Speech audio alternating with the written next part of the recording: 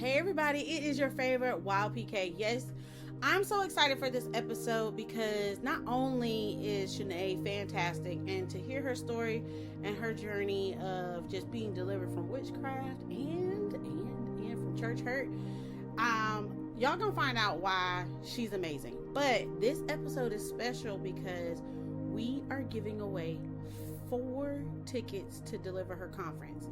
Now, the only thing that you have to do, there'll be a little number that shows up in the middle of the bottom of your screen. You just have to make sure you write those numbers down.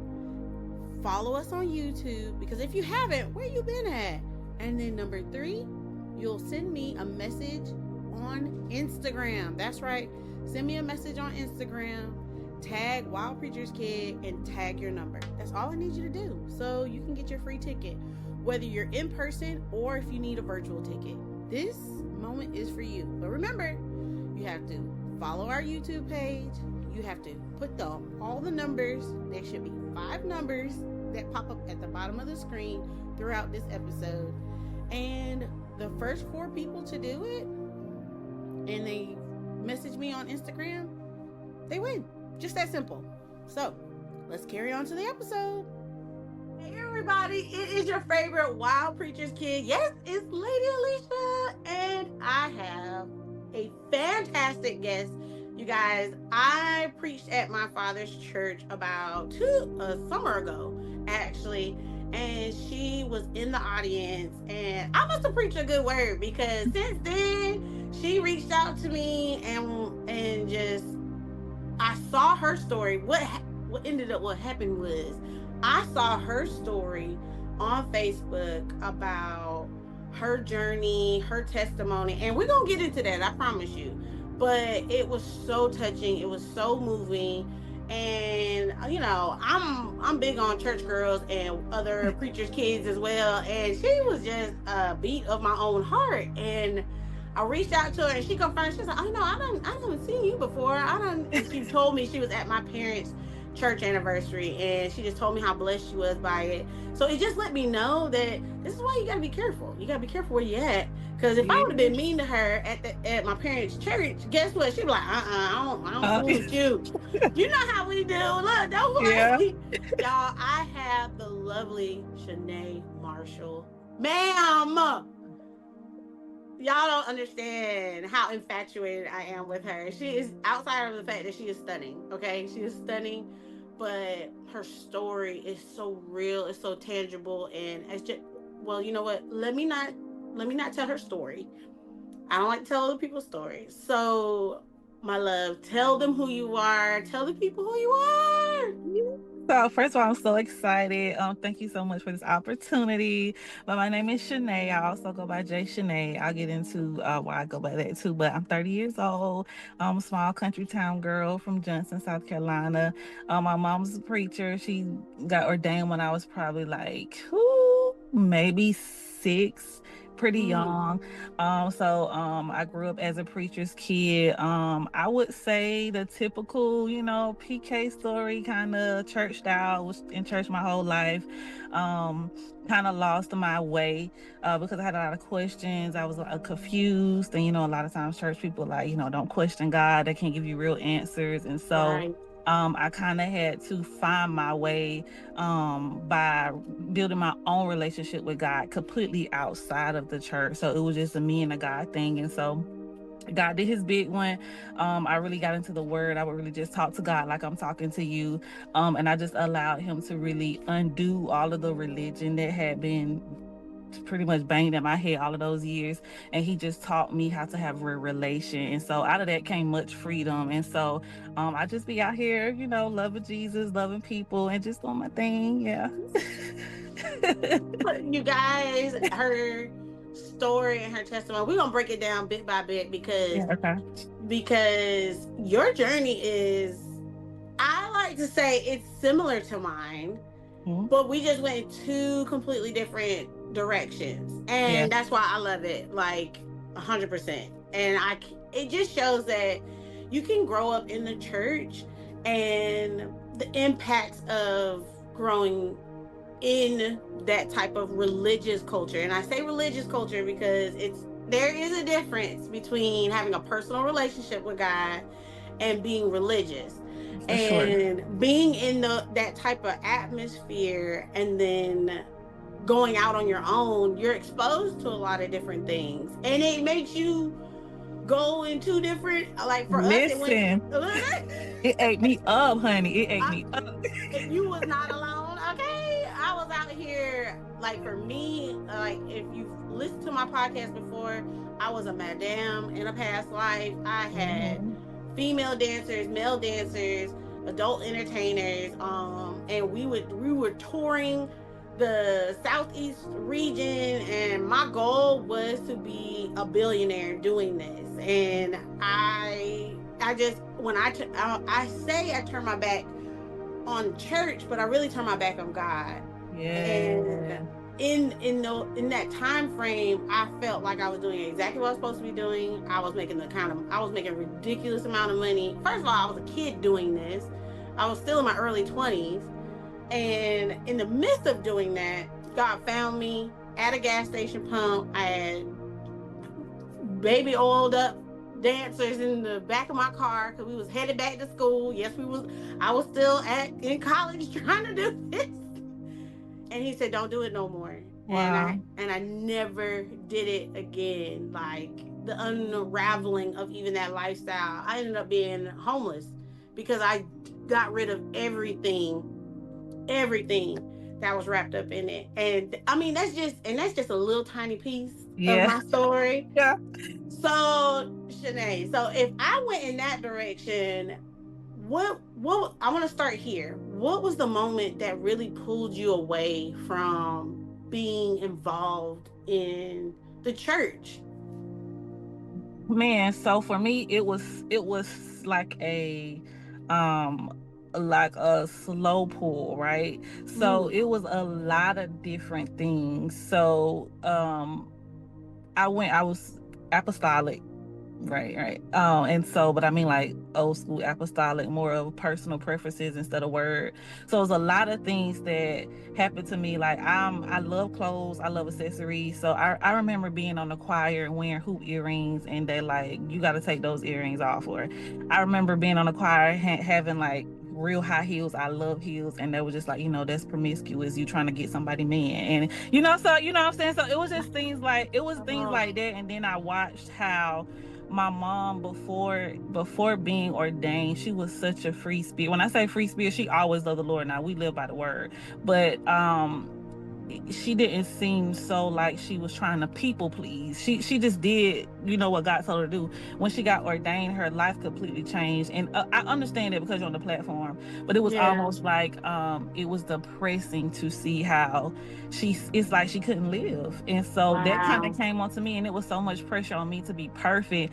And I ain't really never been the type to like people to tell me what to do anyways. Like I always done my own thing. And so I think it was a lot of that. And then I saw when we transitioned out of a ministry, they kind of like, um, it made me think about Lion King. When they exile, when they send you, Oh. so they kind of treat us that way, and it was Mm. like they made it seem like we were possessed or something with the spirit, like we were so bad. And so I think just the treatment from the people. I've always been a very genuine, real person, and so what I can't stand is you saying you are one way and you're acting another. So what really really tipped me off was like the whole I'm Christian, I love the Lord, but you really not, like, you're not treating me well, you Yeah. talking about me, you trying to say I'm out here doing stuff. I wasn't doing nothing at all at that time. I'm still a virgin, not even looking at, what I'm saying. It was just so many, Yeah. it was such a ball of things. I couldn't be myself the way I wanted to dress. I couldn't dress that way, and I'm like, why would the God y'all said created me in the way that he wanted me to be, fearfully and Mm. wonderfully made, not want me to be cute the way I like to be cute? Why would he not want me to wear my hoop earrings? You know what I'm saying? Like, why, so it was just a lot of things that I felt like I couldn't have a personality. It's like I just had to Right. be just a soldier, and I was like, man, this is not it. And so then I also had a lot of questions, like when it came to death or disappointment, like why would God allow this to happen, or like why would he take my grandfather away from me, and that's my only father figure, and my grandma depend on him for everything. Why did this happen? It was always like, you don't question God, everything happened for a reason. And they will always give you those typical answers, which I'm not saying none of that is not true, but I'm saying I felt like you can't give me more than that. Yeah. My Yeah. granddaddy died. It's like my daddy. You know what I'm saying? Like, you can't, everything happened for a reason, So I just felt like it was a lot of things that I had questions about. I was confused. And I was just like, you know what? I just feel like if I go outside, I ain't gonna have to worry about all this. And so that's pretty He much what said I it, if did. I go outside. That's true. Yeah. But Mm-hmm. I think that what I hear you say is that in your journey of understanding who God was, it was really confined. Mm-hmm. It was a lot of rules, a lot of Mm-hmm. preferences is the word you use, which I think is Mm-hmm. correct. It's Mm-hmm. somebody else's preferences, and the fact that you almost witnessed your mom being the type of person that she was, and then put into a box Mm-hmm. of how she should present herself. You're like, why am I signing up for this? If they gonna do Yeah. my mama like this, and I know how she is behind closed doors, like she love the Lord. Mm-hmm. And if this is the best representation y'all can serve up, and I know how she is at home, I don't want no parts of that. Y'all can keep Right. that. Yeah. You know what? People don't know that. Since I'm a military brat, I only knew of like 4 religions. I had no idea, like apostolic, Kojic, Baptist, just all of them. I had AME. I had no idea that the Christian faith was broken up into all those categories alone Yeah. until we moved back to the States in Georgia. I Wow. thought it was, if I'm honest with you, I thought it was technically, I knew of the Muslim faith, I knew of the Catholic faith, and I knew that there was white church and black church. Okay. Yeah. And Yeah. that was it. Because the way on base they broke it down, the white church would meet at like 8 in the morning. They would, because we had one, I guess, on base, they would have like one place for everybody to worship. Okay. So we all had kind of like a time slot. And then Yeah. if you were black, you went to the 11 o'clock service. Yeah. And then if it was, I have no idea if there's any other type of church at that time when I was growing up. So to hear you saying that hoop earrings was that like, or And high heels, I'm a hoop girly. I don't play by come hoops. on, so am I. They would have been mad at me Yeah, yeah. because I still would have They been set wearing me them. down. They set me down from singing, and I can sing it. So you have to understand, when you already, even from a young age, my mom has always, told me the gifts that God told her that I would have. So she's always like, you're gonna sing. God told me that He anointed your vocal cords. Like, you're gonna do that. So you gotta understand, my mama speaking all this stuff over me, and I'm thinking, I'm like, okay, I'm singing on the choir, I'm doing my thing, and y'all sit me down because I got on hoop earrings. Like, God can't use me because I got on hoops. Like, it was real frustrating. Yeah. Wow, that's bananas to me. Yeah. One of my earlier episodes with Miss Rhonda Dinkins, she has a boutique and she specializes in it's like one of my very first few interviews, like me learning how to do this, and it's like 4 or 5 years old. Y'all watch it if you're listening in. She just talks about how she wanted to be able to be comfortable and dress her body no matter what size she's in, because she is beautiful, and just talks about that as well. And I just I think that a lot of times the church would focus on, especially for women, our appearance so much instead of really giving us the word, like Uh-huh. like how to read this word, how to apply it to your life, how to, Listen. like, do not get me wrong, there are some cultural things in each one of those religious practices that, yeah, if you're going to participate in this, you are going to have to wear a skirt that comes down to your ankles, because that Uh-huh. is what they believe in. But at the same time, like, there's a lot of underlying hatred that Yes. we don't talk about, that we don't deal with, and we're not loving on each other. Mm. Because here you are, you're thinking oh, I'm killing it today. I'm looking good today. And someone is projecting this idea of promiscuity on you. They're projecting this idea of being a potential prey or temptress, and it's like, even that is a culture within the church, especially for women, that I don't understand. Like, I'm not saying that there aren't people doing that, but to assume that all ladies that look nice, that are built a certain type of way, are beautiful or talented as well, is even trying to do that. That is crazy to me. And I've been through that my whole life. I hate that for you. I Yeah. do. I hate that for you. Because what's the first thing I said? I was like, you're stunning. Like, because Thank you you. are. And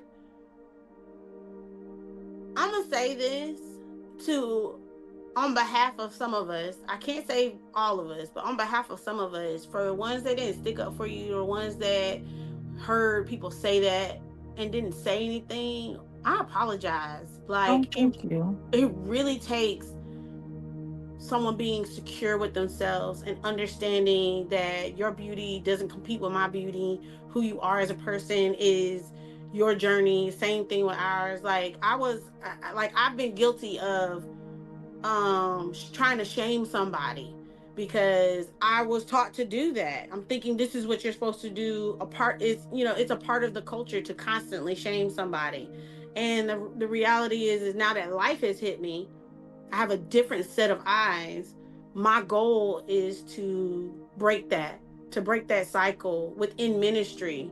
Like, the moment that it's like, well, she's trying to be like me, she's not trying to be like you. Right. Her journey is her journey. Don't even worry about her journey. If you're concerned about it, or if you care about her as a person, reach out to her and be like, and sometimes it's just taught ignorance. A lot of people don't know to speak kindly to each other. I didn't realize that. Because a lot of people aren't reading the Bible. Talk on it. A lot of people aren't reading the Bible, and that's my thing. That's why I'm very non-traditional, and I tell people, like, I love the Lord for real, but I love the Word. And so I think for me, a lot of times, even when it comes to dress code or a certain look, or we putting people in boxes, or we looking at somebody and thinking, like, oh, they don't love the Lord or they're not saved. I think if we read the Bible, then we would know that God uses everybody. Literally, it's so plain. It's like real simple. I'm talking about like 1 + 1 = 2 simple. Like, he uses all kinds of people from different kind of walks. None of them look, he never said in the Bible that any of them looked the same. Nobody had the same background. Everybody was different. And even with me, even if I was dressed in promiscuous, which I know I wasn't, all it had to be was, let me give her scripture, let me let her read the word, and the word itself would have transformed my mind, my thinking, and then I would myself go to the store and find a longer dress or a shorter heel if God had convicted me from his word. Versus you putting your personal convictions on people. I think we just, especially with this generation, like, they're not coming to church because we're putting our personal convictions on people and not showing them how to read the word and have a relationship. And so I'm just really big on that, because I was scarred. I'm talking about to the point where I started practicing other religions. Like, I was just like, bump God, I don't got nothing to say to him. I've been hurt by so many Christians. Like, this can't be the God I want to serve. Like, it's no good that comes from him. Like, I just feel pain anytime you know what I'm saying. So it got to the point where I started doing other things. I got into chakras, I got into readings, doing all kind of stuff, and I knew there was always something to me that was just like, this ain't right, you know what I'm saying. But it felt fulfilling because nobody was worried about what I had on. No, you know what I'm saying? No, nobody was worried about my hoop earrings. Nobody was worried about how I talk. Nobody worried about if I didn't know how to quote scripture the same way they quote a scripture. You know what I'm saying? So it's like nobody put me in a box, and I was able to do my own thing. Now, I don't suggest it at all, because I tapped into some things that took my life on a whole nother way. But I'm saying we just have to teach people to read the Bible and have just real relationship. That is crazy. That's something, and I think you tapped on it, but like, it is so profound that there's moments where we are supposed to be the light, and what people want to do is be like a police light. What you doing over there? What you got going on? Why are you doing that? And it's like, no, just be the light. If somebody was to show you, like, hey, have you considered this? The reason why, or even explain why we don't do some of these things, or it's like we don't recommend it because of this is our personal preference, but this is where it was at in the word, and this is why I apply it. But it also speaks to the fact that they don't know the word. They don't know it. They don't know it. They're Most going people off don't. of what somebody else taught them to do. And then after that, here you are in this moment. They're not aware that they're trying to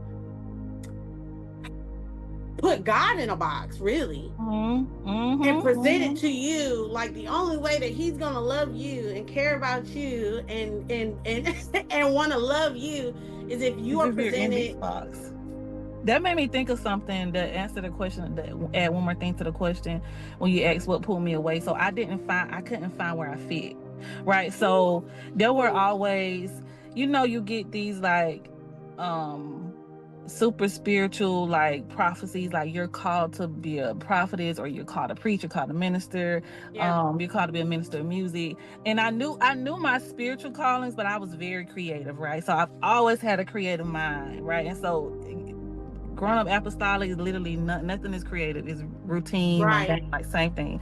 So it was always they wanted me to sing, or they wanted me to teach Sunday school. It was like stuff like that. And I'm like, I'm itching like that. Like I like, dang it. Like I like putting clothes together, I like painting stuff, like I like drawing stuff on nails. Like I was very creative. And I'm like, how does this work? Like, if I already like putting clothes together, I like styling people, and you telling me like I can't really wear hoop earrings, like, so is this a gift? Like, how, like, if God can make, my gift gonna make room for me, and my gift is from God, but then I can't really use it on myself. Like, where am I gonna fit? Like, how was I born with all of these things and I can't use them here? Like, what's going on? And so that also pushed me away, because I'm like, I'm very good with my hands. I'm very creative, and I couldn't do anything in the church with it. And I was like, this is crazy. And when I got older and the things I began to create began to bring me income, I'm like, so some ain't adding up. Like, like, I'm telling you, something's not working. So that was another thing too, as far as them like putting me in a box when it came to my giftings, because they didn't really look at natural giftings, which I think is just gifting period, but natural giftings as something that God could use. Because even though I might have just been doing somebody's nails, when I'm doing somebody's nails, we having conversation like this. And so I believe that if I'm filled with the Holy Spirit and I love the Lord, if He's in me, He's gonna come out. Whether I'm quoting scripture, or if we just talking like this. So this is how I reach people. So you telling me like God not using me as I'm talking to this girl, like she might have been killing herself, but she comes sit in my chair, get her nails done, and when she get up, she feels better. Like, that's not the Lord. So I think even for me, like with that I was like, yeah, this it. I'm out. Like, I'm out, because I couldn't find my fit. I couldn't find where I fit. Oh my goodness! Like, I'm gonna share this. I don't think my friend would mind if I shared this. Yesterday, she gave me a word of encouragement, and she was just saying that people are trying to put you in a box, and God has caused you to live outside of the box. And I was like, that's confirmation. And then here you are, not even 24 hours later, my love, saying the exact same thing. It just shows that when people are trying to put us in a box and we accept it, there's portions of us that just feels like it's dying. Man. It just feels like it's dying. Like when you said that, okay, they knew I could sing, so I'm supposed to sing. Like, there was I believe in transparency. When, like, my husband, he's in love with my voice. He'd be like, oh my gosh, we need to do an album. We need to do this. We need to do that. And at first, for a brief moment, I was an artist. My name was Alicia Phoenix, and I was like, we rising from the ashes. The name. Come on, yeah. I was in a couple of music videos. Shout outs to Bricks. He was a rapper, and I was like his vocalist. And I was like, bro, for me, it was just me helping him out or doing something with him. And my mom and dad, they're like, my dad is he had been the musical director for years before becoming a pastor. So for Mm. him, he's like, make sure you get your contracts, make sure you do this, make sure you do that. And I'm like, he just needed a vocalist on the track. Like, Yeah. I'm not saying Yeah. that, you know, it's money left on the table. I was like, but at the same time, I'm not really trying to do that.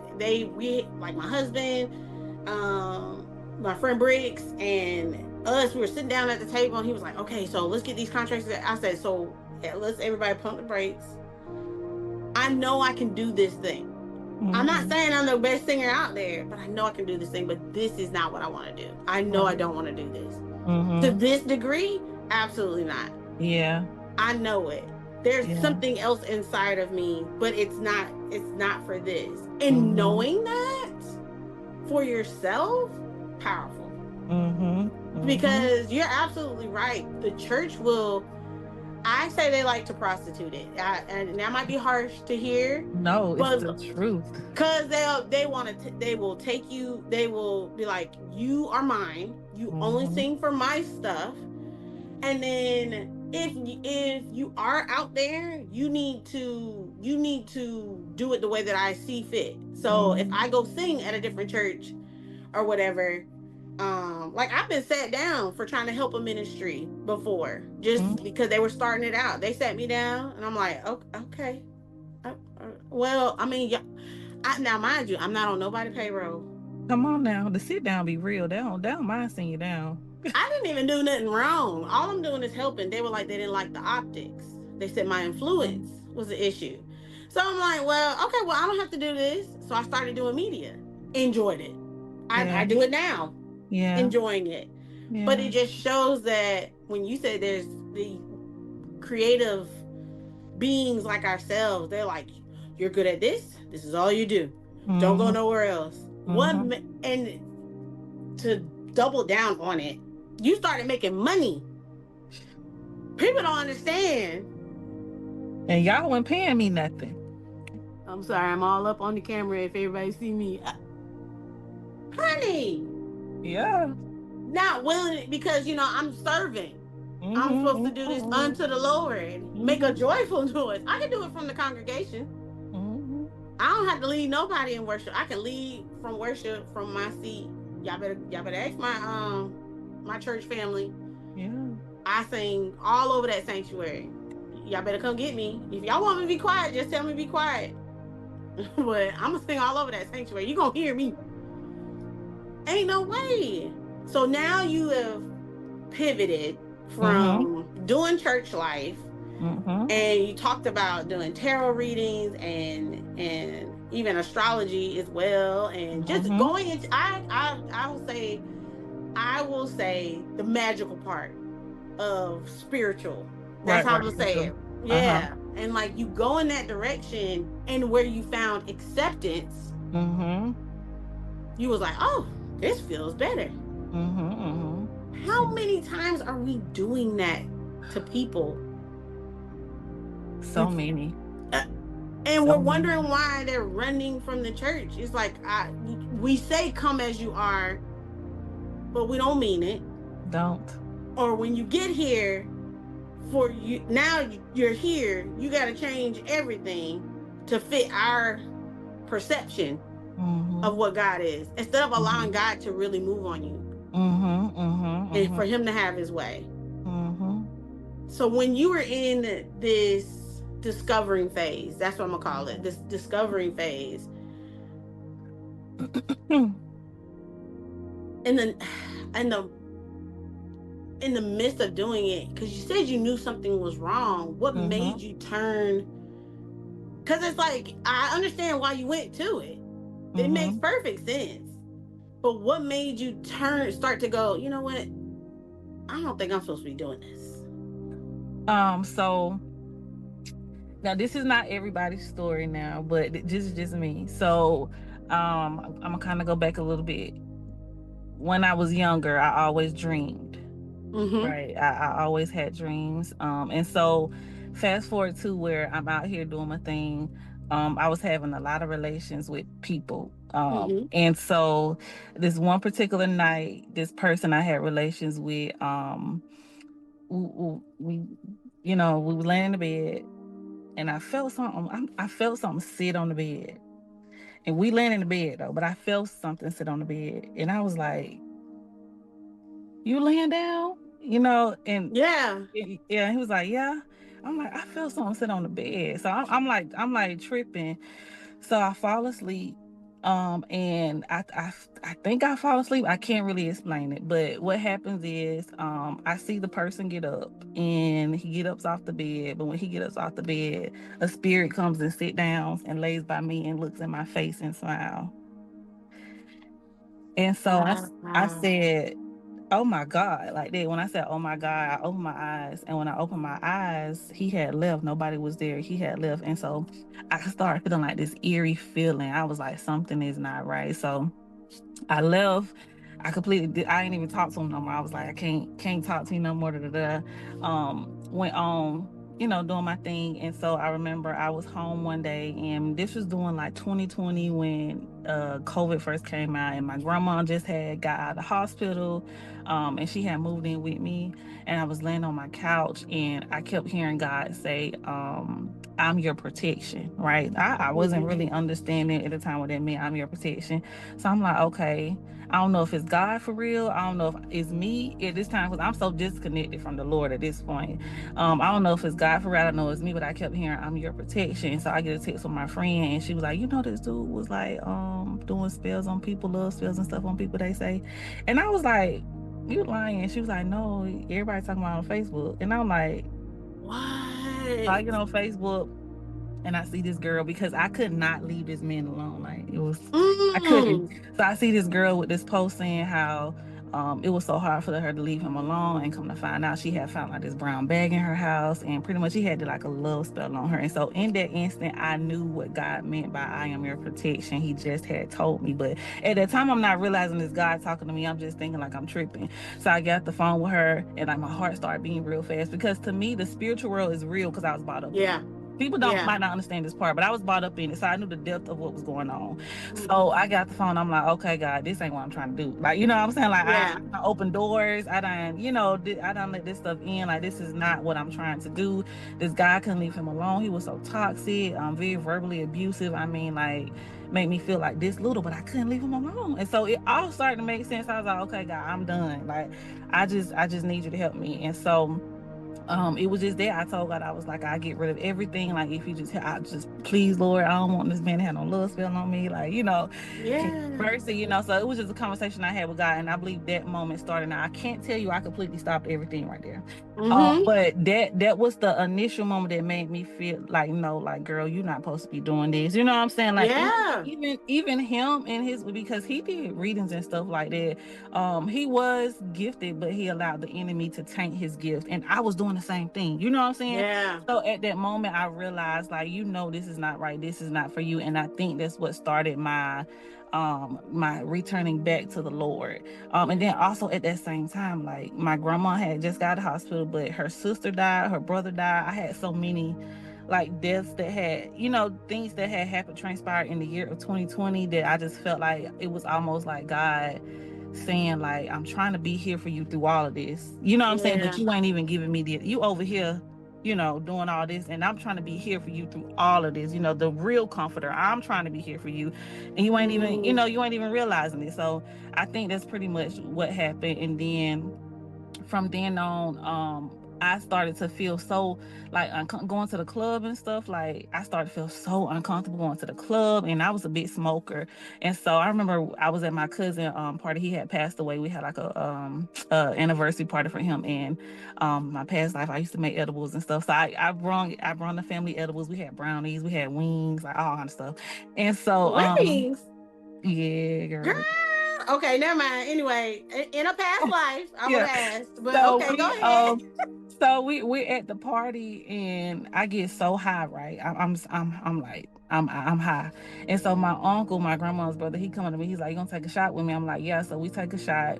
And so I'm up there by the speaker, and I don't remember what song was playing, but I kept hearing kept hearing Fred Hammond, "This is the day, this is the day." And I'm like, why am I hearing this? I'm like, what in the world? We in a party, and like they lit, and I keep hearing Fred Hammond. So I went up there to my mom. I'm like, "Mom, I keep hearing Fred Hammond." She's like, "That's the Lord. That's He's that's trying to the call, he's Lord." drawing you Yeah. out. So I think it was just little pieces, like little stuff like that I knew wasn't for me. Like, went to the club, they got a shooting at the club. I'm having to run out the club. Like, it was just stuff that just started to go left. Everything I ran to that was once giving me peace, it just began to fall apart.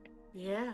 And I was like, I guess I'm gonna go back to see what God got going on, because I mean, this ain't working out. I don't know where else to go, and so that's kind of what happened.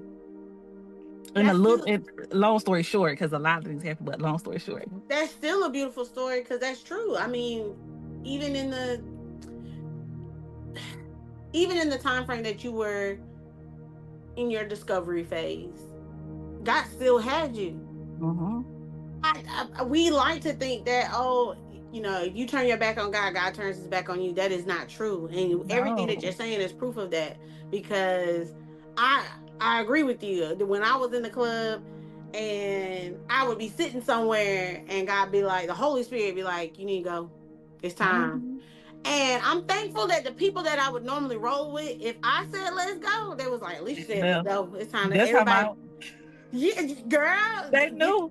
they know. And it Yeah. has nothing to do with like being oogity boogity spooky. It's more Mm-hmm. like, nah, the Holy Spirit is real.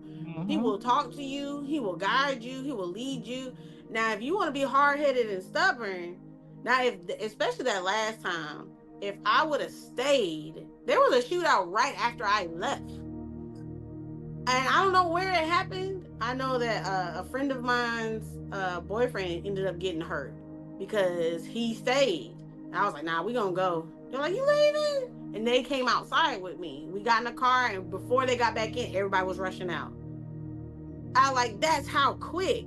And you're telling Yes. me you're in places doing things, and to even not to speed past this, but to even be laying in the bed with somebody who our family's from Louisiana, so we say a root. They put a root on you. Yeah, we said that too. Okay, they put a root Yeah. on you to where you're doing things and are tethered to this person, and you don't really know why. And then on top of that, you technically have created a soul tie with this person Come on now, by and sleeping with them. let's not talk about the process of that. The Lord delivering me from that. I want to tell you. We can talk about it too. I'm gonna come back to it. No, because this is real. People don't really they don't really talk about it. But even in that moment, God gave you enough sight. You had enough word in you. You had enough relationship with the Lord in that moment to still be able to see that spirit. You felt it. Come on, people don't they try to make it like it's just this scary thing, but it wasn't bothering you. Mm-hmm. You were right where it wanted you to be. Mm-hmm. So you said it laid down with you. This is what I heard you say. It Mm-hmm. laid down with you. It wasn't gonna disturb you. It wasn't gonna wake up. You wanted to just say, "Hey, girl, Yeah, I'm laying right next to you, right next to you. chilling." He didn't try to. People try to make it like, the Conjuring and all that stuff, and people violently doing stuff. It's like, No. no. The enemy's greatest attack is wasting your time. Come on here.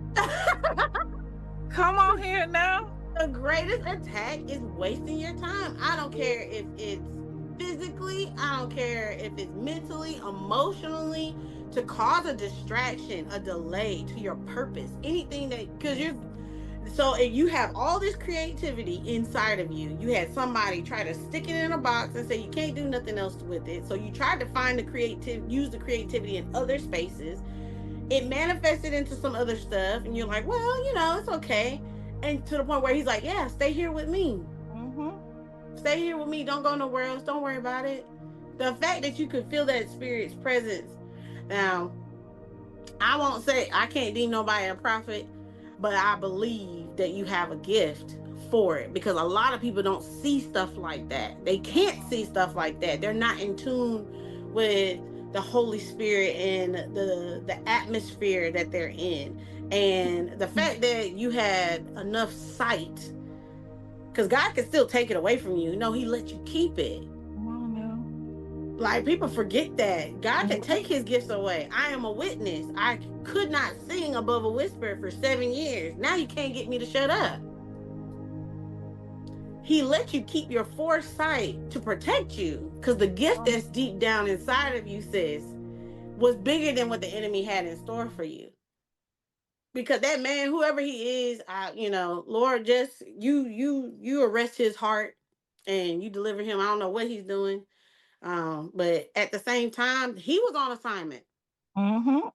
He was on assignment. And now you're able to use your testimony and your story of how God not just delivered you from various forms of witchcraft, but to really show you, I still got you. And that's been the theme of my life. And that's why I tell people all the time, like, when the Bible says nothing can separate you from the love of God, I'm Come talking on. about when I tell you nothing. Because I tell a lot of girls that I talk to all the time, like, baby, you can be real with me. It ain't nothing that you did that I ain't done. I'm Yep. telling you, it ain't nothing that you did that I ain't done. Come And the on. Lord has been with me doing those things. He ain't went Yeah. nowhere. He ain't, and I think people don't realize, like, when the Bible says He knew us before we were even formed in our mother's belly, He knew Yep. exactly what. Today, He knew we was gonna be on this call. So Yep. whenever you're doing that, it ain't no surprise to Him. Yep. It's no surprise to Him. He knew it was gonna happen, and He know that He can help you get out of it. You know what I'm Yep. saying? Like, it's no surprise, and so I just think, like, that has been my whole story. Even recently, when I had to make the decision to move here, that's why I said I gotta get your book. I'm such the what can I say? The strong friend, the strong Yeah. daughter, the strong granddaughter, the strong cousin, the strong auntie, the strong. I'm such the go-to person for everybody. I'm like the glue. And so I kept God has been telling me for years, you gotta get out your hometown, you gotta move out. I have things for you. And I but because I so connected to everybody and just want to make sure everybody got what they need, and Yeah. everybody's taken care of, and God, I think this is what I'm supposed to do. Like, I just kept staying there, and it got to the point where relationships that I thought were God ordained, which they were in the season, God ordained. Yep. Opportunities I thought were God ordained, everything just started to just like fall apart again. And I was like, God, what is going on? And I think, like, I had to realize, like, even in that moment, like, I gotta make a decision, but it has to just be a decision I make with the Lord. And even if the decision I make is wrong, God loves me so much, He's gonna fix it. It's gonna work out for my good. And so, Yeah. like, that's just the thing, like, God, He gonna always love you. He gonna always love you. And a lot of times, even when you in your mess and you doing whatever you doing, like, that be the thing that still have you like, I don't know if I should be doing. That be the Lord. That His love. Yep. His love for you. That's Him saying, look, I'm trying to get you to come on to this side. You know what you're doing. You know what I'm saying? So I just think, like, that that's I preach that all the time. Like, I'm living testimony. God's love can reach anybody. Just His love in itself, it can just reach anybody and transform their whole life. For real. Look, we are living witnesses. If you're Yeah. listening and you're like, God won't do that for me because I've done this horrible thing. And it's more like, I believe that if you have a heart of repentance, Mm-hmm. if you start off there where you really repent and you're like, I don't want to do this no more. Please forgive me. Like, there's still an act of covenant that you have to make with the Lord. Because if you want Him to forgive you, you gotta ask for it. You gotta ask for it. You still gotta ask for it. It's not that He won't love you. Mm-hmm. It's more like, He God, already like, love you. He Yeah. do, but you gotta let some of that stuff go. Oh. You, Ooh. you gotta let some of that stuff go. And you also, after you ask Him for forgiveness, you gotta forgive yourself. You come listen. People, people forget that step. They be like, Oh they Lord. still carry the weight and the burden and the guilt and the shame of their past. Condemnation. Yeah. Yeah. And And it's it's more, not of God. no, Mm-mm. no. And even if the people around you, like, I won't say just church folks, but if it's the people around you and they're condemning you about it, guess what? They're not functioning in the Lord, because I should be welcoming you. Mm-hmm. I should have my arms open up to you and say, I'm so glad you finally made that decision. Oh, yes. And I think for me, God was there. So I had no person for that did that. God was there for me. Yeah. God was there for me. And so that's why I try to be there for people, because I think Yep. even when you do have a heart of repentance, sometimes you mess up. And what happened with me when I went back to the Lord, like I told you, I didn't let everything go completely. But when I did, I started to get back in church, start serving. And for me, it was just like, don't mess up, don't mess up, don't mess up, don't mess up, don't mess up. Right. So that's what I kept thinking. So when I did mess up, it was like I would just keep on messing up, and I kept messing up, and the further away I got from the Lord. And I remember God telling me one time, like, why don't you just mess up and come right back and tell me you're sorry? Yeah. And Ooh. I was like, huh? And so what I realized is that because sometimes the church make it seem like, or the world, people, whatever you want to say, make it seem like if you mess up, it ain't no coming back. Now you just done messed up and it's all messed up. But God is saying, even if you mess up, if you come back to me for repentance, I'd rather you come back to me for repentance than you keep messing up and now you all the way down here. You know what I'm saying? Yeah, And yeah, so yeah. I think I had even learned that, like, if you mess up, if something goes wrong, like, go immediately, go repent, go right back to the Lord. I don't care if you mess up 10 times, as long as your heart is pure and you mean it, then over those times God will begin to really transform. But you got to be real. People don't be being real. They try to act like they mess up one time and then they good. No, you still doing that. Yeah, you have made a decision. Yeah, you haven't. And so you have to really allow the Lord for real to help you make that decision. And it takes a lot of maturity, self-awareness, relationship with the Lord. You got to be able to identify the issue. Like, it takes a lot of self-work for you Come on now. to say, okay, God, I got this problem. I can't, because for me, it was a lot of things, but I'm gonna say smoking weed. But I got this problem, Lord, and I just can't stop. Like, I've been doing this for a minute. Like, I don't really like to go outside unless I'm high. Like, I had to be real with the Lord, and then I had to say, well, where is this issue coming from? Why do I use weed to make me feel better about something? What am I trying to cover up? So I had to go back and say, oh, I struggle with abandonment. Well, why do I struggle with abandonment? Well, my dad kind of left me hanging when I was a kid. Then after that, I felt like even my mom, like, she kind of left me hanging in situations. So now I feel like I'm out here by myself. You know what I'm saying? So I had to go, it had to be step by step. I had to allow the Lord, because sometimes it gets that deep. I had to allow the Lord to go back and help me find the issue and why I do things. And then when I said, okay, God, I'm done with this. I know why I do it. I don't want to do it anymore. I don't need it. I have you. You're the ultimate comforter. Then I allowed him to really walk me through deliverance for real. But I had to find the root of things. I had to see why I did it. Like, it's a whole process that nobody explains. I think it's because I would say in our culture, because I can only speak for I only know us, right?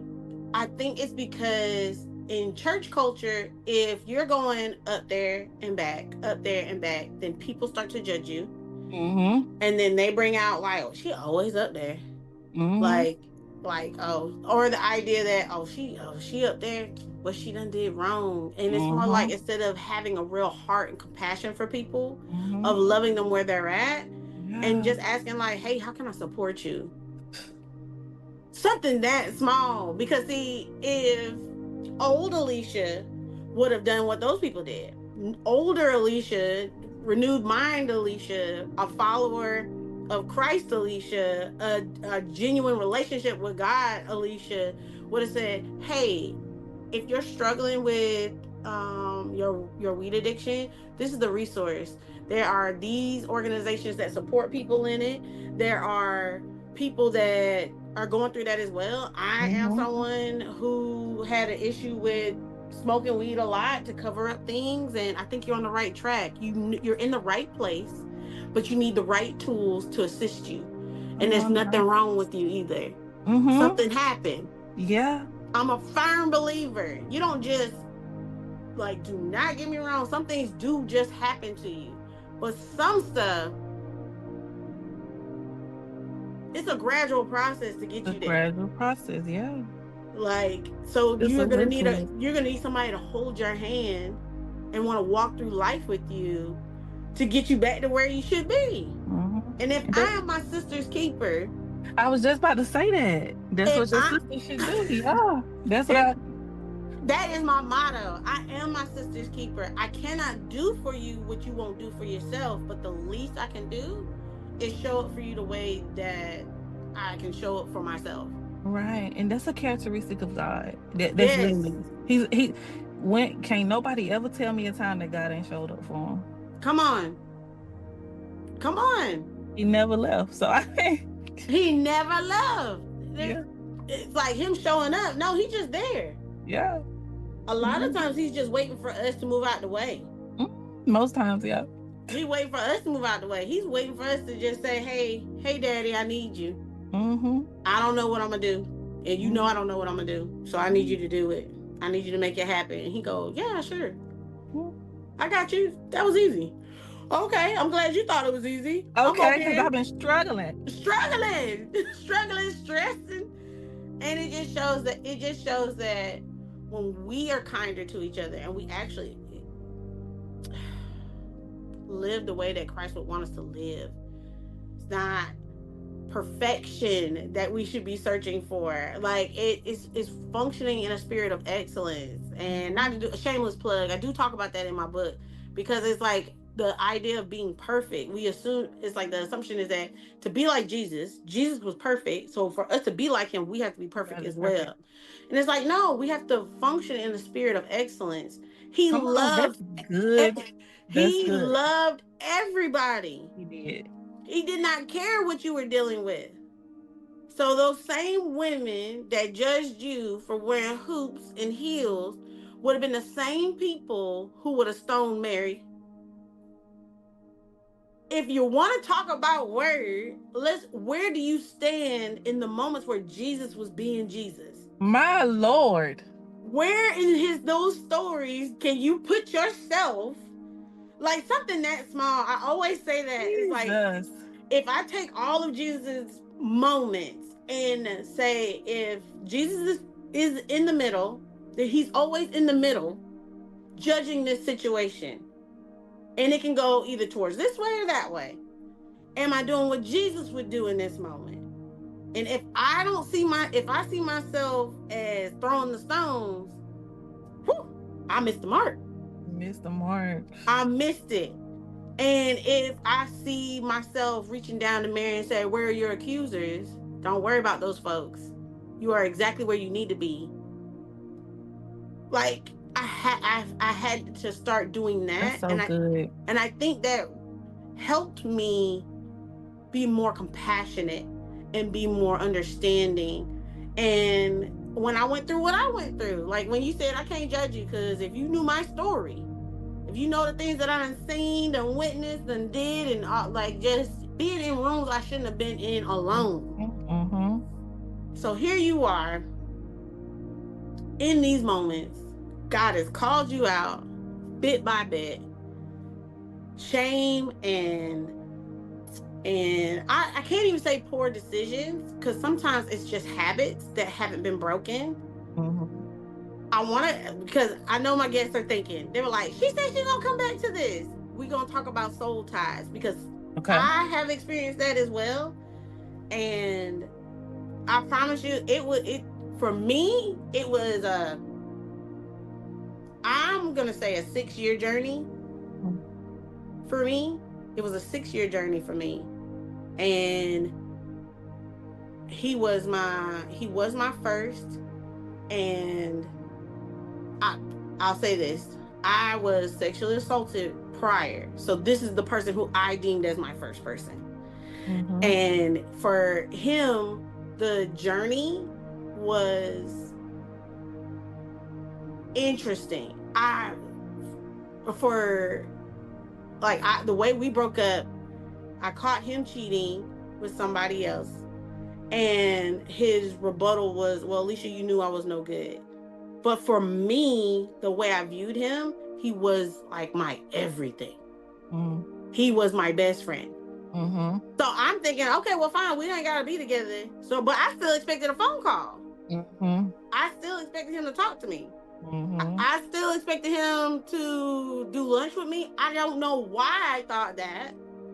Because he's now with this young lady. Like, when I think about it now, it really sounds crazy. Why would you expect to still have some type of relationship with somebody? Like, that's how, like, when they be like, oh, she's crazy and stuff like that. My The crazy Lulu. ex. I was not Yeah. crazy, but the yearning, the physical yearning and desire to be in his presence, to hear his voice, to even smell his cologne, it was so, like, I've never experienced that before. Mm-hmm. And it was borderline, I don't even know, like, a good word to describe it, but it for me, it felt almost out of body. Mm-hmm. Because he took up that much space in my mind, and I had no idea he did. Man. So when you said soul ties, that's what it brings me back to. Mm-hmm. My journey was over 6 years, and it felt like a pruning season is an Oh, understatement. definitely understatement. It's an understatement. So for Yeah. y'all ladies, no, and like I said, no shame, no shame, no shame. But when you are being intimate with somebody and you don't know them and you don't know who you're laying next to, and you're spending time with somebody on an intimate level like that, there's bits and pieces of that person that stay with you. Mm-hmm. And you see it show up in your life. And Mm-hmm. sometimes it takes a long time unless you get delivered from it, like a real deliverance experience. If Right. you've seen that before, if you're aware of that, I might have somebody come on here to talk about what that looks like in the church. But like, unless you have something like that, you're literally like shedding. I call it like shedding like a snake skin. Like, it's just bits and Mm-hmm. pieces of that just falling off, and that might take years. It took me years. Listen. How was your experience? So, okay, so you had one. So when I tell you, so when I told you I dealt with abandonment. This created a longing for men. Um, I, Mm, I, there was something that in me that just wanted a man, like I wanted a man.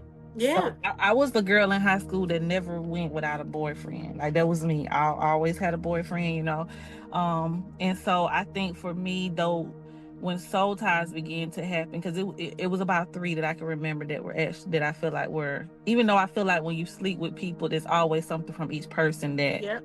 but I'm gonna use these three. It was about three, and um,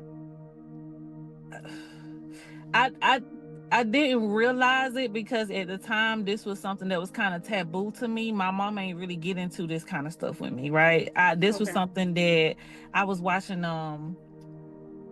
What was I? No, I was going to Fort. I was a member of Fort City at the time, and Dr. Jackie Green. I was in her mentorship program, and we began to talk about it then, and they went into depth of it. But at this before that, I really didn't understand the whole. So like, I would hear soul ties, but I didn't understand the depth of it. But so for me, it was the whole, like, um, my life revolved around these men, Mm. and I'm not. That's like an understatement. I mean, if I stayed in Atlanta and they decided they wanted to move to New York because they had a job, then I'm gonna pick up everything I got in Atlanta and I'm moving to New York. It was, you go to work, what you doing, who you with, who you talking to. You know what I'm saying? It was, you can cheat on me with 3 and 4 women, but you can still come right back to me and I'm okay, because it's something that I just can't let you go. I need you. Like, when you're not around, like, I'm sad. Like, even though I know you a dog and you doing me wrong, like, it's just something in me that feel like I'm not enough unless I have you. And so it Yeah. was all these things. And then I began to pick up like their personality traits almost. Like, one of my guys, that one of the guys that I'm not my guys, but one of the guys that I'm talking about, he was very like nonchalant when it came to like people. Now, I'm a lover of Mm. people. I Yeah. love people genuinely.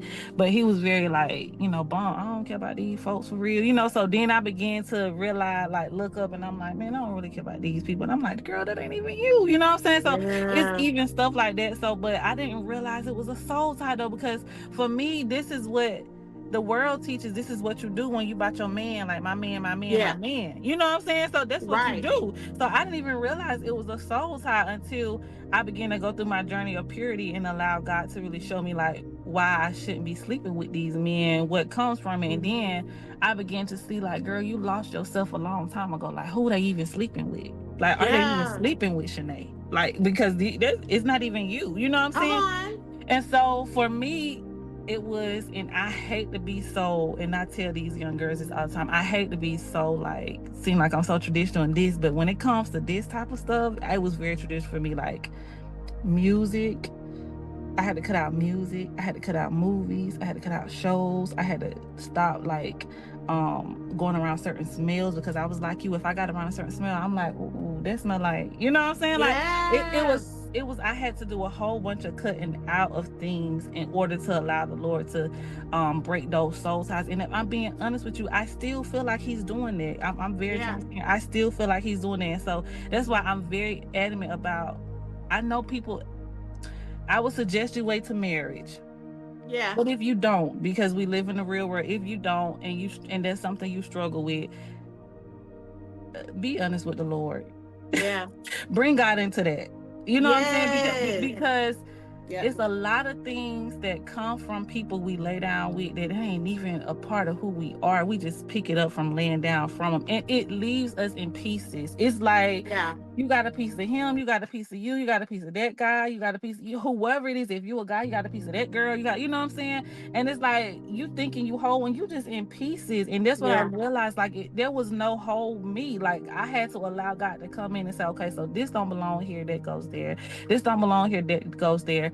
And he literally had to put me back together because I didn't think I could live without these men. I did not think I could do life without these men. And I'm a tough girl. Like I'm about my bag, I'm about my money, I'm doing my thing. But it was something about a man that I just had to have. And so it was just, I mean, for me, I had to break up with him, cut him off. I had to cut out like things we did together, like stuff we watched Yeah. together. It was stuff, that's really how God really delivered me.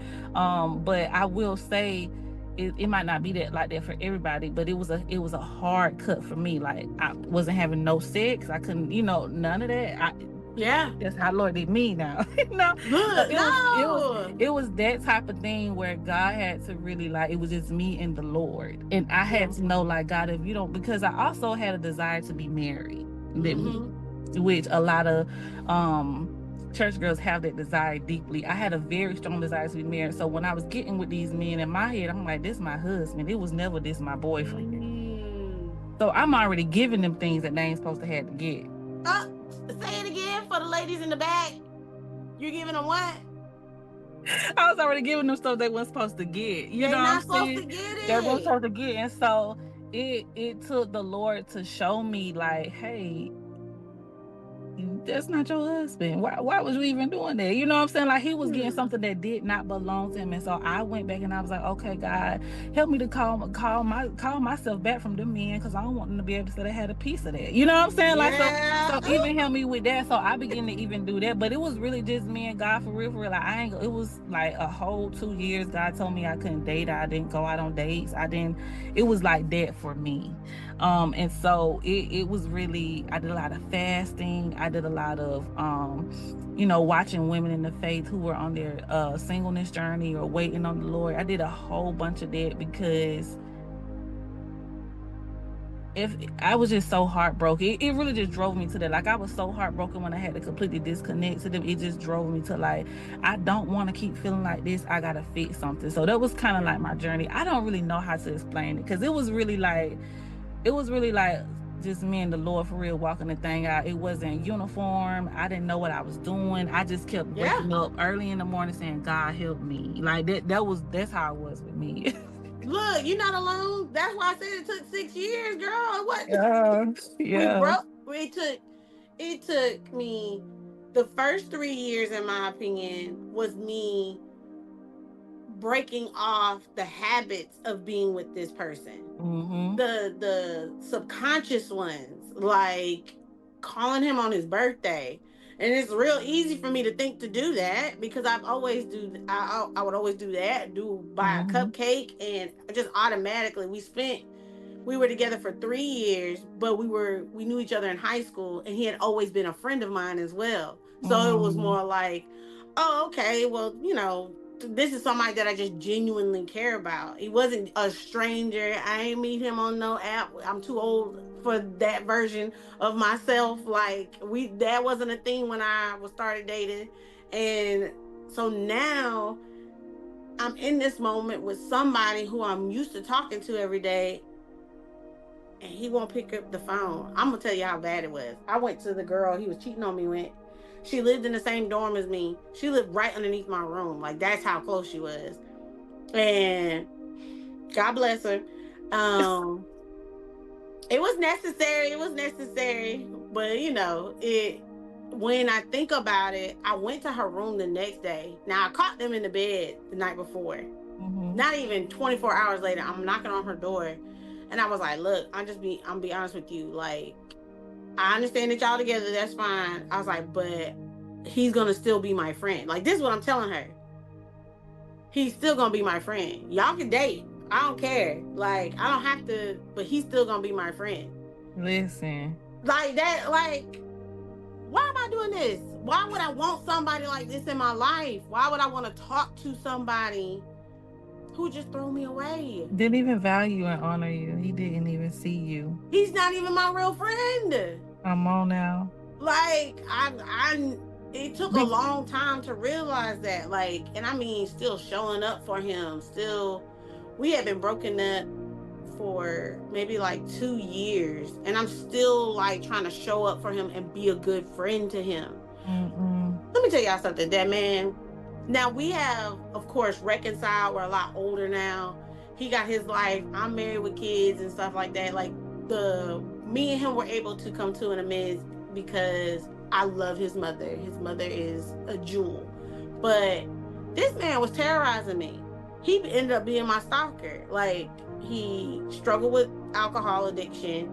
He would see my car somewhere in the city where we were at school at, and like, he ripped my license plate off, and he broke a mirror off my car because he was like, what are you doing here? Now, we broken up. He got another girl. Why are you finding me? Why are you looking for me? I called you. And then it's like, oh no, we got a different situation going on. You want me to wait for you? Because that's the other half of it. Now, we like to think of, it's not just the spiritual side of it, but he liked all the good things that I shouldn't have been giving him. He liked that I was dependable. He liked that I was the strongest friend. He liked that I showed up for him. He liked that when he was drinking and driving, he had no one else to call. And because Alicia's such a good person, got up out her bed 3 a.m., drove all the way out to the police station. They told me he got a DUI.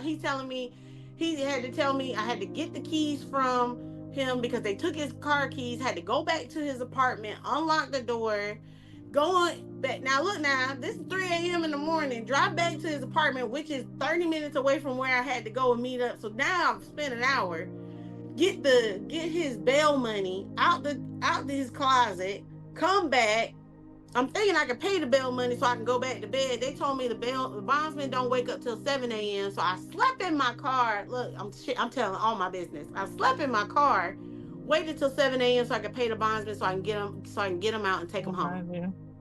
It's some soul time because they cloud your vision. They cloud your vision.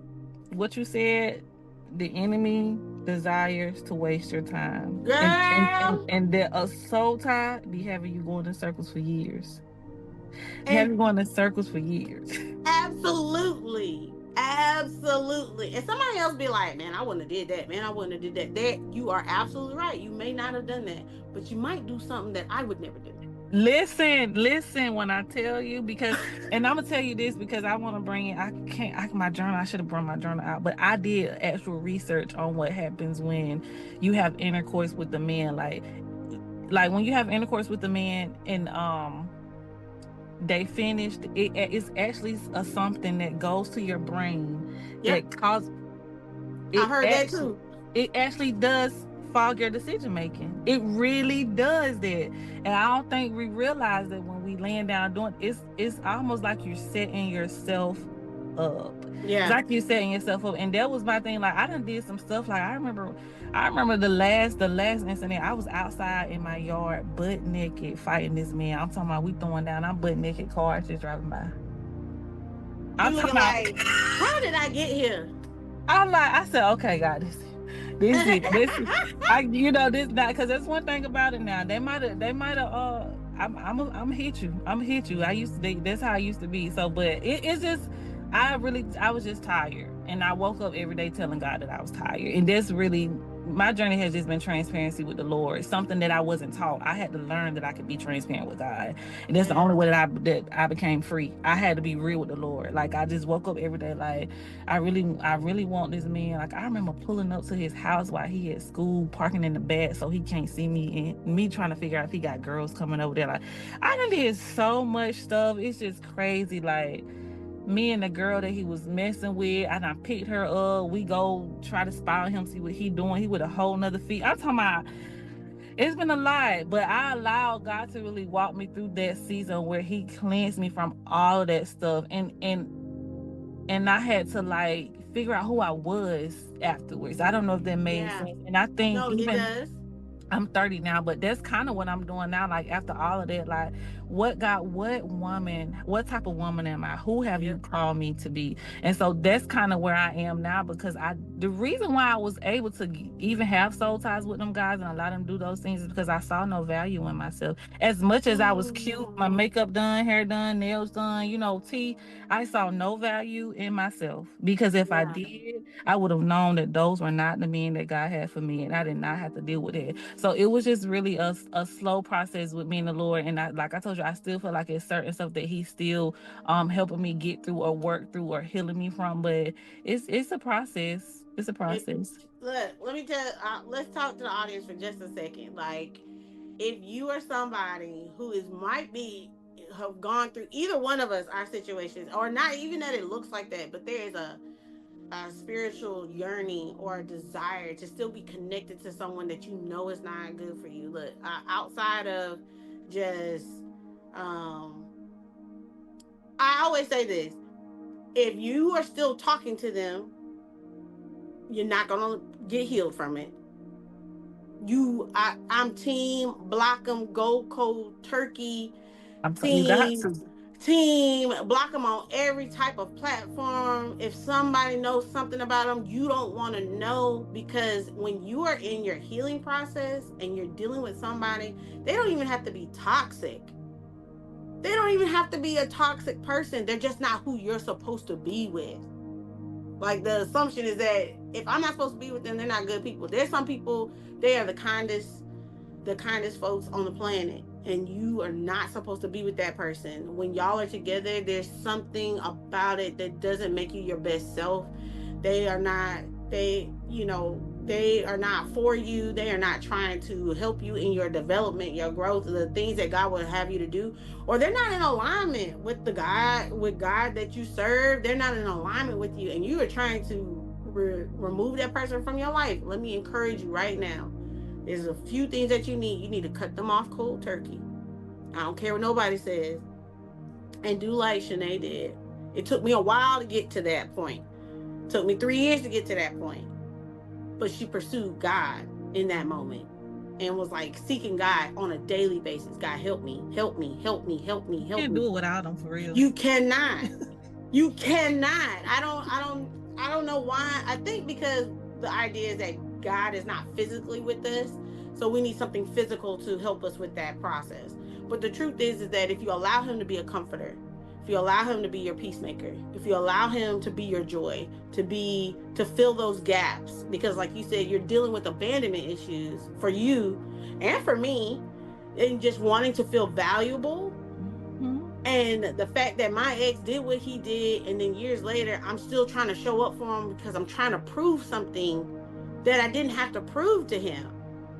And that meant that I didn't have value as well. So if you are sitting in our seats, another thing you need community. Come here. You need community. What you said about listening to women who are on the same journey as you, who are pursuing the things that you wanted to pursue. Sometimes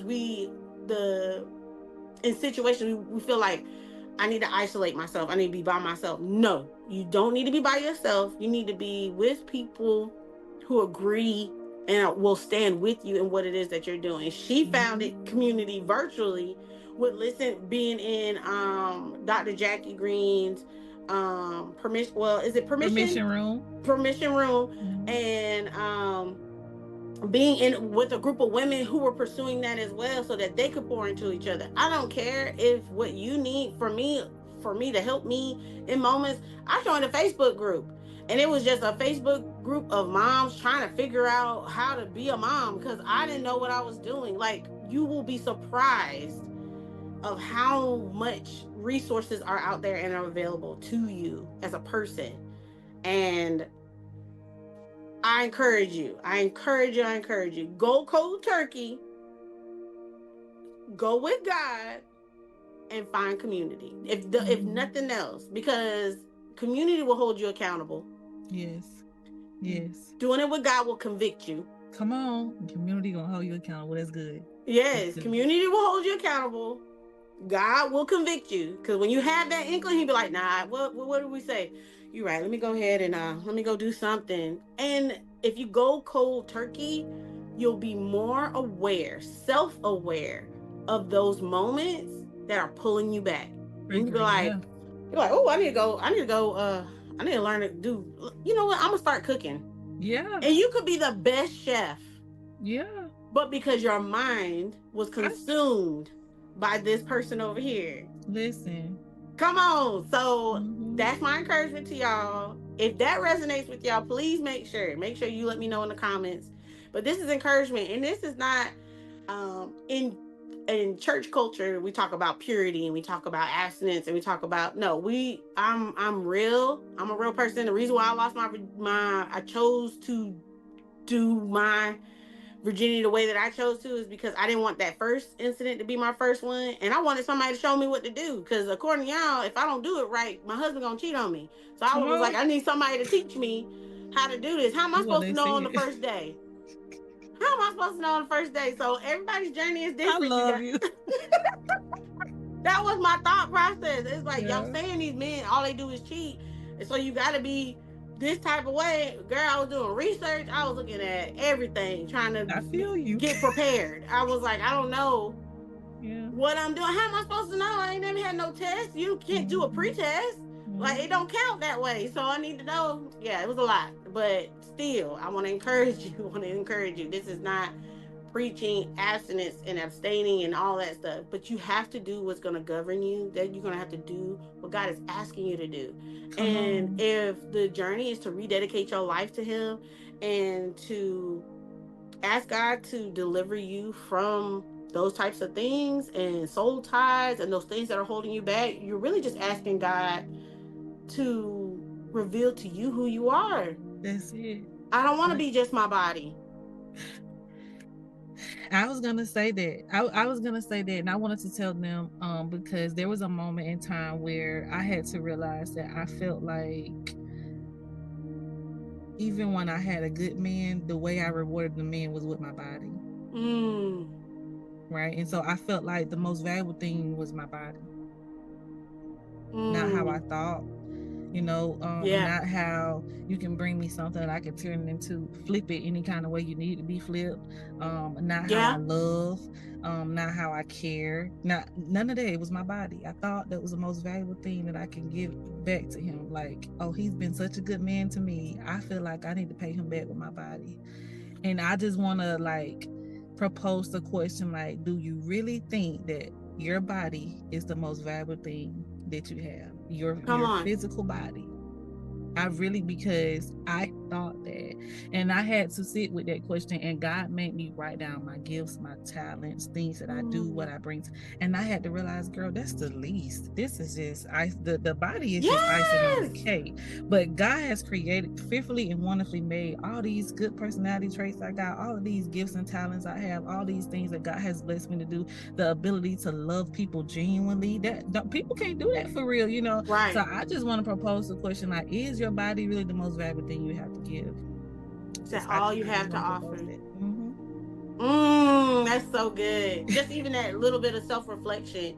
I think a lot of it is twofold. Like I've been saying for the longest that there's been an attack on women, our bodies, most definitely, in the way that we view ourselves. We're not supposed to view.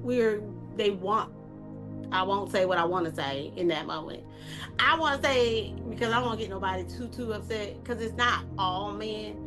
But I feel like there is a group of men, I'm going to say it that way. There is a group of men that want us to go back to considering ourselves as cattle, as property.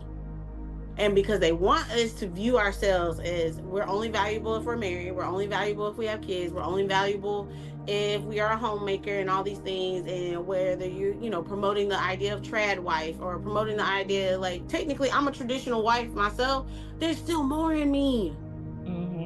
There's still more.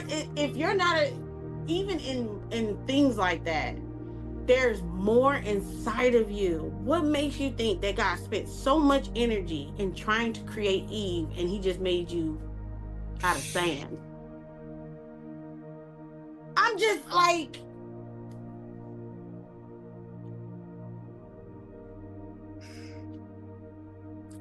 I'm just saying, in my opinion, the Lord spent more energy in making us than anything else. Because if we were a part of Adam, so he made Adam, so that's first time we in here chilling with Adam. He was like, nah, I need bone of my bone, flesh of my flesh. He had to go into Adam. He had to go deeper, go in and pull us out. Because we had purpose. We had purpose that needed to be fulfilled on the outside of Adam. Adam could have, technically, if we were inside of Adam and he was complete, he should have been fine. He didn't need us. So that means that there's purpose. We were birthed for purpose. And it wasn't to just care for him, it was to walk with Adam. People forget that part. Because, why would Adam need a partner? He had the Lord. God could do anything on the planet, and he was walking with him daily. So he wasn't alone. But even God recognized, no, it's not good for man to be alone. So we are here with purpose. We were actually birthed with purpose. We were. So here we are, and you want to make me property. You want to make me a tree.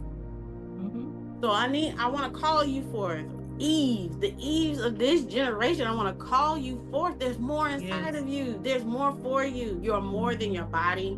You're more than what you can do for others. For all of my caretakers out there, you are more than what you think other people put on you. The boxes that they tried to put you in, the experiences that you've had, your past, even your present, even right now. If you're in a situation where you're like, ain't no way that God can find me, that he can love me, that he can restore me, that he can deliver me, that he can keep me, that he can love me, that's a lie. We have determined that the only thing the devil wants to do is waste your time, keep you distracted, keep you undervalued, keep you not seeing you for who you are. So we want to call you forth. We want to pull that out of you and let you know that you are here for a purpose. I don't know what it is. I don't care if it is to love those babies and you be the best mom, but you show others how to be a good mom. That's a gift. I needed help. I don't care. I needed help. I know I'm gonna need help. I ain't there yet, but I know I'm gonna call you. Girl, you call me, okay? I will. I promise you. I will help anybody. I'm so thankful. I had no idea the amount of mental strain that I was going to be under having children, because the idea of having them is beautiful, but at the same time, the weight of bearing the responsibility of a being, no one prepares you for that. So I want to say I am thankful and I am grateful to have my sisterhood. I'm glad to have people like Shanae who is here just sharing her story and encouraging other people that if he can deliver her, he can most definitely deliver you. Nothing is too big for God. And he loves you right here, right now. If nothing else, me and her are proof of that. Proof. So if this is your first time and you're like, man, I've never heard people just be this real and honest. Look, I promise you, this will not be the last time you see of her with me. I cannot wait. I already have an idea too. Don't get me started. Like when I am creative, but my mind, the way that it works, it's like team collaborate, like all day, every day. But I want to give you one more moment. Share something that is either, I call it a golden nugget, or something that somebody can just take and hold on to encourage them, or something that you learned in a form of wisdom that you would want to share with somebody else.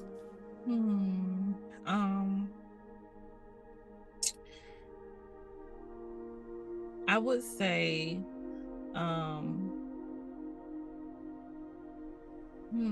this is a good question. It's so much I could think of. I'm trying to think of one thing, but I think for me, what really would resonate for me in this season, what has helped me the most in this season has been to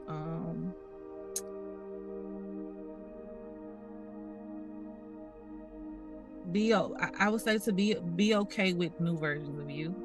And I would say not being afraid to just ask God to come into every part of your life, to bring him into every part. I think even the stuff that we talked about today, in all those moments, even there were some moments I didn't ask God to come in. He was already there. But I'm saying, ask God, invite him into every moment of your life, every single moment, because no matter what you're going through, no matter how hard it is, no matter if it's good, no matter if it's bad, no matter what's going on, when you invite God in, it's just a certain level of comfort and clarity that he brings that you cannot get from anywhere. And you feel his love is almost just like a big old hug. And so I would just leave, like, whatever you got going on, like whether your life is good, whether it's cool, whether it's bad, whatever, just invite God into every area of your life. And it ain't gotta be super deep, it ain't gotta be extra. Just, God, I want you to be a part of this part of my life. Like, this is what I got going on now. Like, this what's happening. Or, God, I need you in this area. And then in whatever areas that you feel like you are evolving, and maybe you're going to a place where it's unknown, you don't know what's next, or no, just accept it, and allow God to teach you how to be flexible. Because I think a lot of times we can miss out on certain blessings that God has for us because we're not allowing ourselves to accept the new. So those would be two things I would say: invite God into every moment, and learn to accept the new things that he wants to give you. Come on, that was good. Come on, you better wrap up the episode, right? I love that. You guys, this will not be the last time that she is on the show, because like I told y'all, I love her.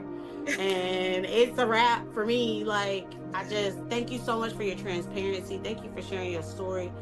Thank you for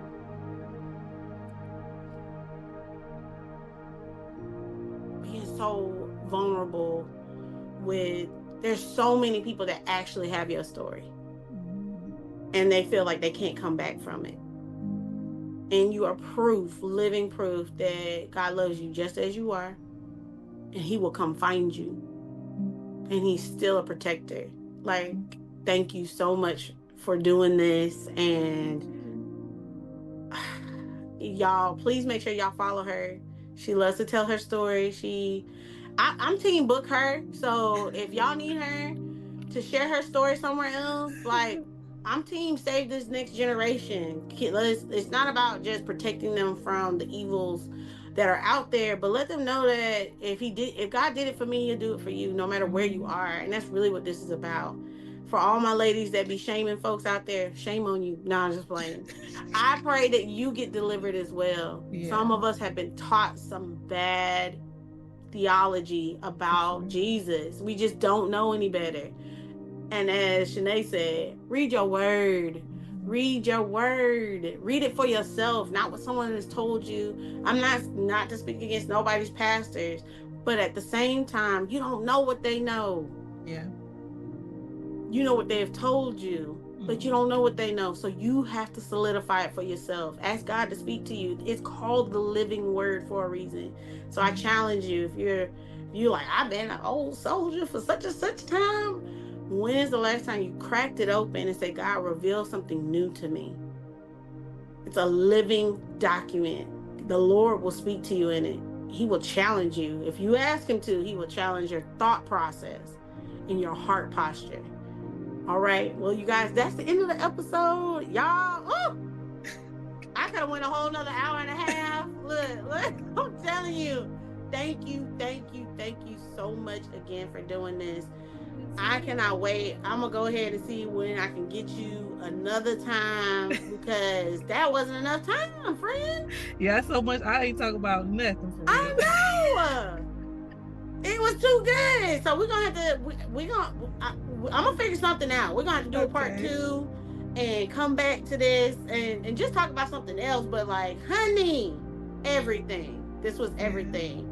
Yes. To all of my viewers that are over across the waters in my Ghana family, my Germany family, my Prague family, and my oh goodness, I'm so sorry. I had all of y'all. I have groups of people across the waters that listen every week. I want to say thank you to you. I appreciate you. Remember, we are still gearing up for Deliver Her conference. It is September the 19th and the 20th. If you're overseas, if you purchase your ticket, it's $15 to get access to it. It will be live just for you guys on YouTube, available strictly through YouTube for you guys. You'll have access to it for a whole 30 days before I actually post it up and make it episodes for the next following, I think in November or December, so that I can take a break and be with family and stuff like that. But please make sure you go get it. And No Longer the Strongest Friend is officially an ebook, you guys. We did it! I want to say thank you so much for so much encouragement. You can get it on Amazon. I believe it's available in all countries right now because it had a lot of options. But if not, you'll be able to get your hard copy and your paperback copy in September the 20th, and you can pre-order it starting this coming Friday. Y'all, all proceeds go to so that I can keep doing this, and y'all know that this is my